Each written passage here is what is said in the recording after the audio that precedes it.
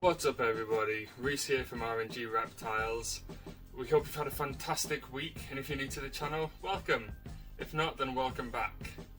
In today's video we're going to do the second of a kind of two-parter video series where we're going to talk about the costs of actually setting up as a snake or reptile breeder, and in particular kind of going to do a little bit of a comparison on how that looks versus setting up to be a pet keeper.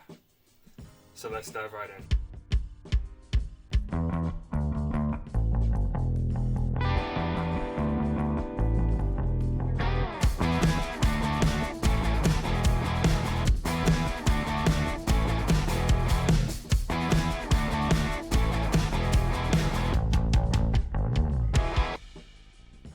So, when thinking about setting up to breed snakes, and obviously I can only talk from experience, of the experience that we have so far, and that's looking after corn snakes and royal pythons.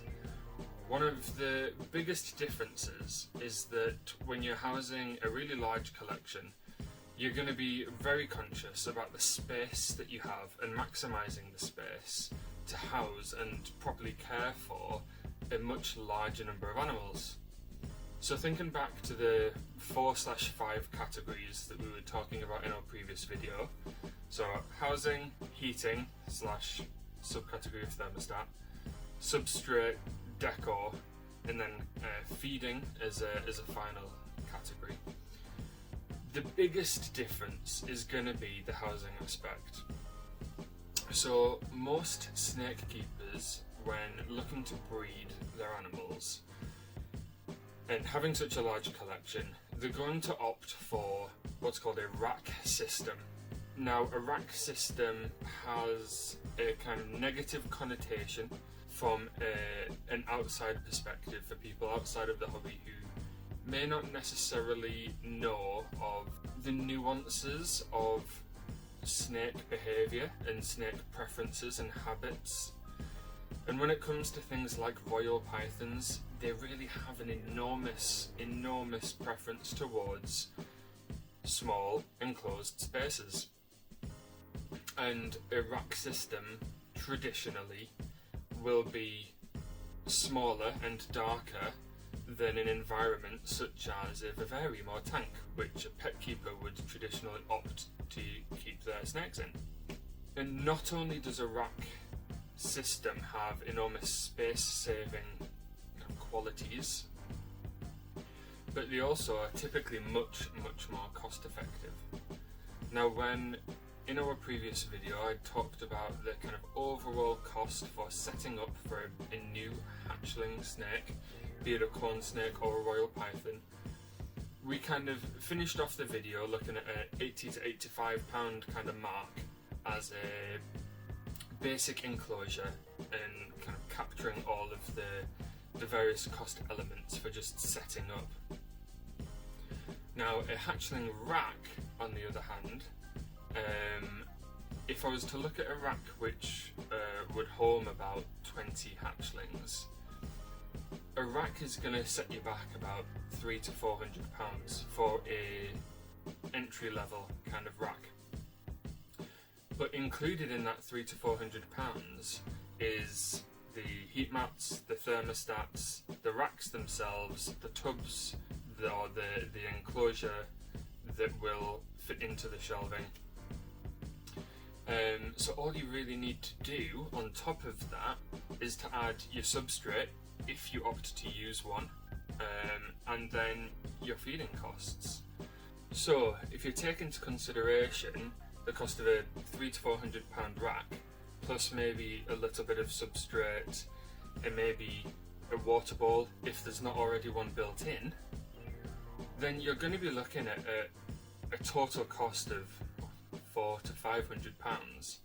And when split over 20 hatchlings, which is easily the kind of quantity that a breeder is likely to have to encounter, you're looking at a setup cost per snake of £20 to £25. So obviously, in stark contrast to the £85 of a pet keeper, that is a significant cost reduction when thinking about keeping larger quantities of animals.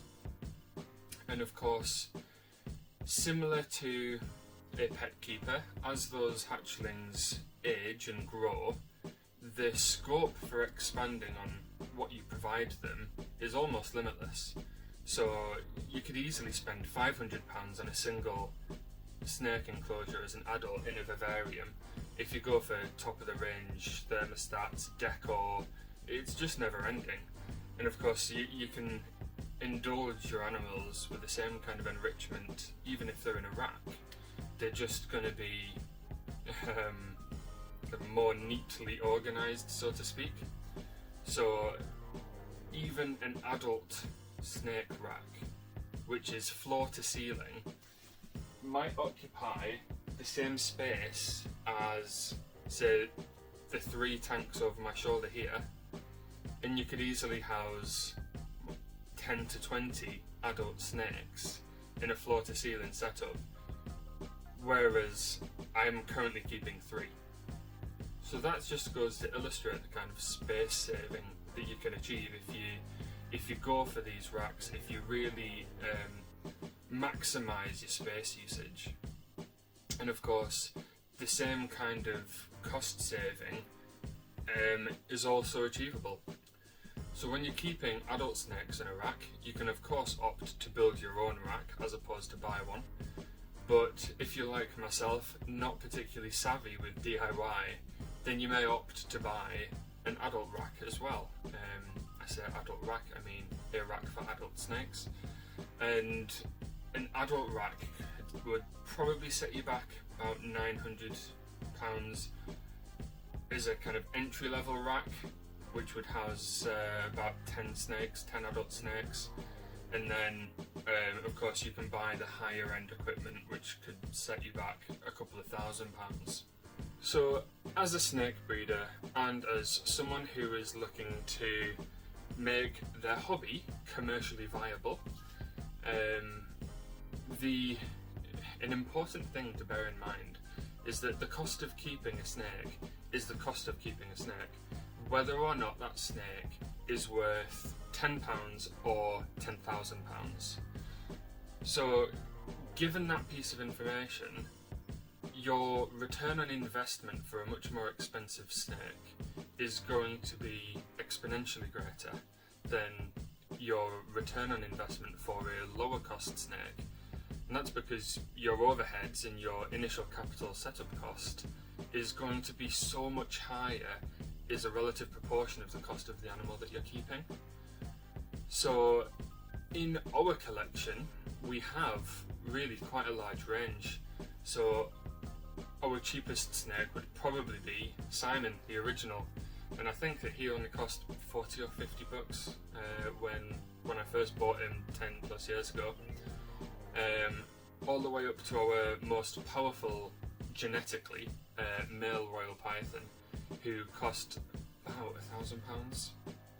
So the cost of keeping Simon and the cost of keeping Set, our powerhouse male, is actually exactly the same, not a penny different. But if we were to breed Set, or when we eventually breed Set, the return that we're going to get on the costs that we incur is going to be vastly greater than any kind of return on investment that we might have from keeping Simon, who's just, frankly, a basic anery male corn snake. And I say basic, but I love them equally. I love all of my animals to bits. But from a commercial perspective, Set has the greatest potential for actually generating a return. And when thinking about how we house our animals, that is something that you simply have to bear in mind when thinking about your ongoing costs and what you're hoping to actually get back out of the hobby. So, factoring in the cost of an £800 to £900 rack, plus maybe £100 for water balls or hides, and then a few quid for substrate and then feeders each week, the total cost for keeping those 10 animals it's going to be closer to what, 90 quid, and that's in stark contrast to a full vivarium setup, which at a pet store is going to be looking to set you back about 350 quid per animal. So when it comes to keeping animals en masse, it's almost a no-brainer from a financial perspective to keep your animals in a rack.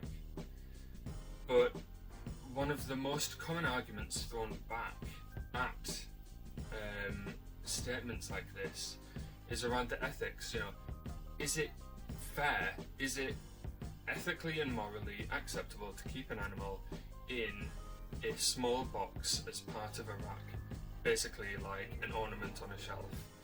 And the reality is that when it comes to a royal python, that's where they thrive. So a royal python, for those who aren't familiar with keeping them, whilst they are hardy, if they are not happy, they will tell you, and they will tell you by simply not eating. So if your temperature's wrong, humidity's wrong, if their environment is wrong in any way, they are severely prone to simply going off of food. And over time, not only can you get to know your animal, but you get to know their habits and their behaviours. And if you know an animal is not eating as they should do, or as they have done for the past months or years, then straight away you'll know whether or not keeping them in a rack is right for them.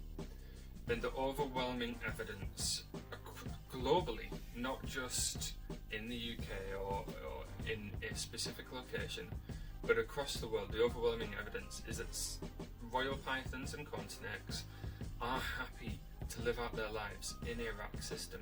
They don't need or have any overwhelming desire to have an elaborate vivarium. Now don't get me wrong, if you provide a large amount of enrichment, so if you have branches that they can climb on, a deep substrate that they can burrow in, and what have you, they can and will use it, and I'm sure that they will enjoy it. But it's not a fundamental need like humidity, water, food, security. And a rack system can and does provide all of these fundamental needs. So, when it comes to RNG reptiles and our plans for the future and our setup as it currently stands, we have currently the vast majority of our animals in vivariums, as you can see behind me, and that's because, as I've already mentioned in a previous video, we want to actually build relationships with our animals, or as much of a relationship as you can feasibly build with a snake. We want to be able to see them, we want to be able to engage with them, and that is the decision that we've made as it stands right now.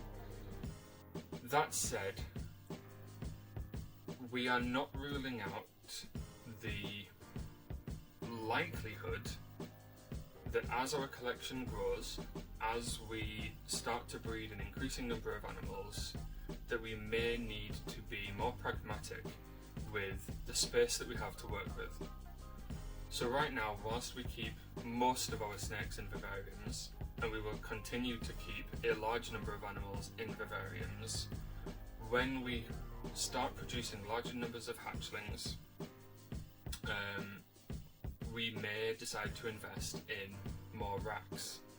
And as you may know, we currently have a rack system which is sufficient to house about 30 hatchlings. And if the day comes where our holdbacks are large enough to need more space, or we decide to invest in more adult animals, then we may end up deciding to invest in an adult rack system. But that is just what is right for us, and that may not be what's right for everybody that's watching, or it may not be right for anybody else, because to be frank, we do have a little bit of a niche or nuanced outlook on what we're doing here. but that's our choice. So we'll of course keep you posted on all of the updates that we have throughout the progression of our journey. But that's it for now. So thank you so much for tuning in and watching today's video. Hopefully you've enjoyed it and you've got a little bit more of an insight into kind of the almost two different worlds, breeder versus pet keeper. Please do leave a comment down below. Let us know if you've liked this video, or let us know if there's anything else that you'd particularly like to see. But that's it for now from me. Please stick around, subscribe to our channel, hit that thumbs up, and most importantly, please do share our channel and share our videos with anybody else that you think might be interested in joining us on our snake breeding journey. Once again, that's it for me. See you next week. Goodbye.